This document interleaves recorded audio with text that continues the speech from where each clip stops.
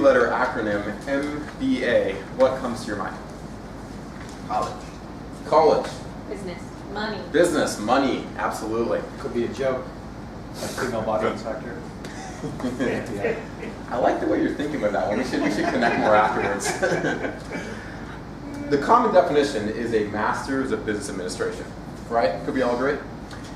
However, to me, an MBA is really a marvelous, bold ambition. And today, I want to talk to you about the importance of using failure as a building block for future success as everyone pursues their marvelous, bold ambitions.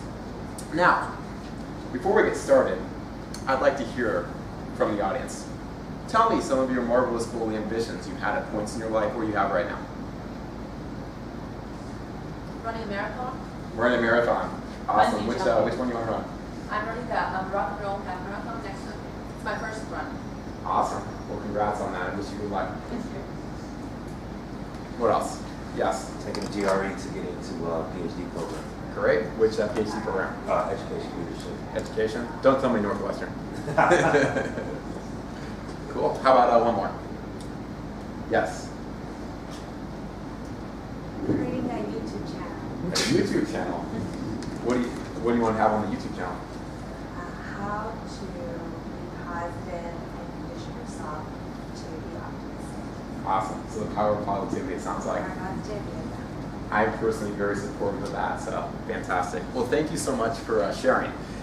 I want to tell you about a story in my life where I too had a magnificent, marvelous, bold ambition. And that is before I moved to Chicago, I lived in California. I was born and raised in San Francisco.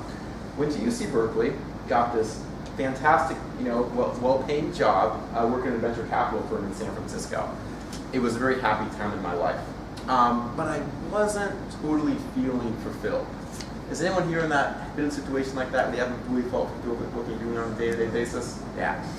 Didn't feel totally fulfilled. So I was out getting a beer with one of my friends, and he had mentioned this really cool fitness concept called Anytime Fitness that was from the Midwest and was growing in California. So we started drinking, and we laid the groundwork to make plans to open up dozens of these clubs in California, make not thousands, but millions of dollars at a young age, and go walk off into the sunset. So what we ended up doing is I quit my job, partnered with my friend Zach. Now Zach is one of those guys, he's really, really good at talking, right? Natural born sales guy, he can talk you into most anything. And my older brother as well, Trevor. Now Trevor, super clever, maybe even too smart for his own good. And then you have me, the guy who's going to run it all. I'm kind of the GSD guy. I get stuff done, right? I make it happen.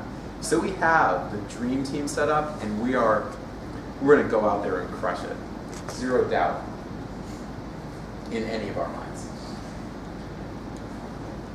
First club opened in December 2007,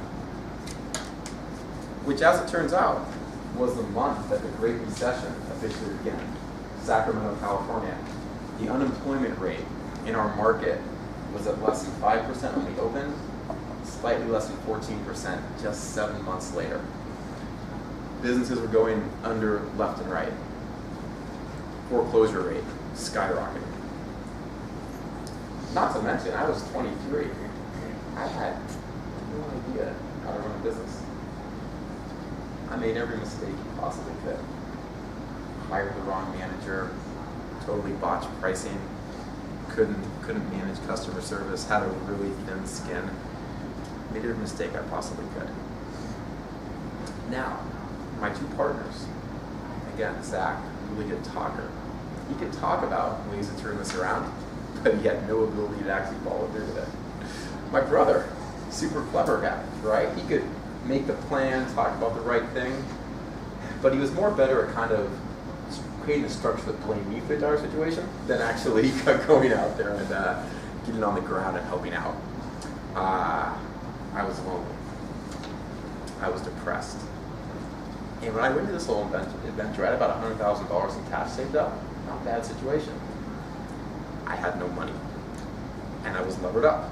I was on the brink of bankruptcy for me, my older brother, and one of my good friends. And and going got tough, my two partners essentially abandoned me. Nevertheless, at that point, set in my mind that I was going to use this initial failure as a building block for future success. 18 months, pounded the pavement, sold some memberships, got the club to break even a year and a half later. Used this learning experience and went out on my own to open up 2 other highly successful clubs in the California Central Valley. Top performers in the franchise system. And the key takeaway with that is that failure was a primer for future success. Now, outside of my adventures in the fitness industry, let's look no farther than the state of Illinois and our most famous leader to illustrate to us how failure can be a primer for future success, and that is Abraham Lincoln.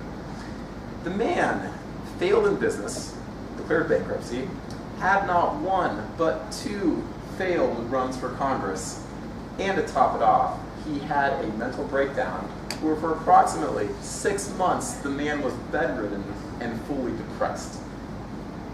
Nevertheless, he went on to become the most impactful president in American history. So my parting message for all of you is 2 things. Number 1, dream big. Have your marvelous, bold ambitions. And number 2, use failure as a building block for success as you pursue them. Thank you.